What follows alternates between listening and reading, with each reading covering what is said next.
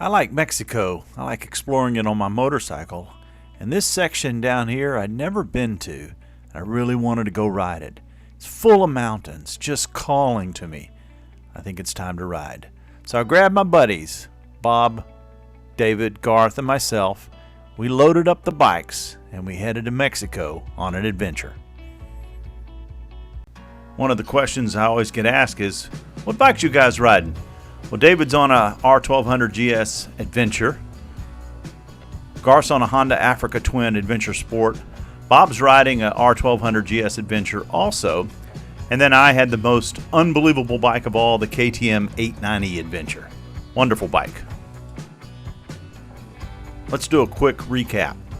We spent a day riding across the coastal plains, flat, hot, and boring, till we made it to the mountains. From there we made a left and went south, paralleling the mountains until we got down to around Molongo. Spent a day playing in the mountains, and then we turned our sights west, rode across the mountains, through valleys, over the hills, on pavement, on dirt, great scenery, great time, until we reached the pools of Grutas de Tolantongo, where we spent the night. And that brings us up to day 4 and 5. Our plan for today was to ride northwest to the colonial city of San Miguel de Allende. The riding wasn't particularly inspiring, but the city was definitely worth the trip. It is one of the most beautiful cities that I've ever been to. And the downtown, as you can see, is dominated by that huge church. We stayed at the Posada de las Monjas. This is the Hotel Posada de las Monjas, the hostel of the nuns. That's where we're staying. I believe it was built in the 1940s. It's built out of stone. We're here in San Miguel de Allende. It's a really nice place to stay.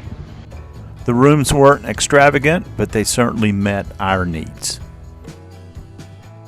As I mentioned a moment ago, downtown is dominated by this very old church built around 1683 or so. It's incredible.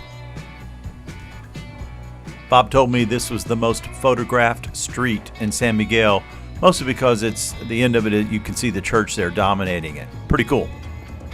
At night, things don't slow down. The bars and restaurants are full. People are out and about because the weather's nice. Just a very, very interesting place to visit.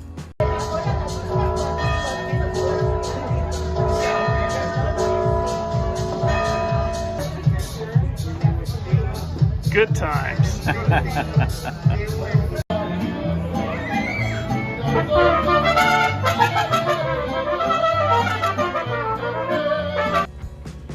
We decided to take day 5 off and hang out in the city.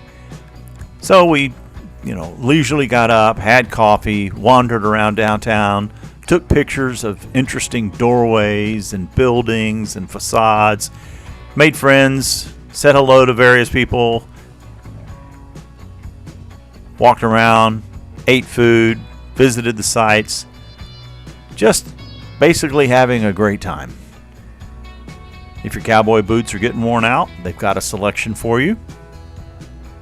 Or if you need some new china, got that too. No shortage of fresh fruit and peppers.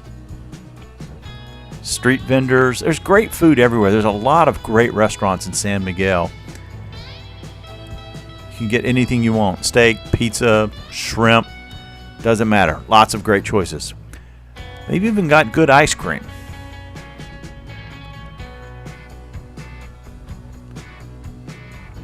My Spanish isn't good enough to tell me what we're really trying to say here. And let me leave you with this. If you've never been to San Miguel, you should add it to your bucket list somewhere near the top.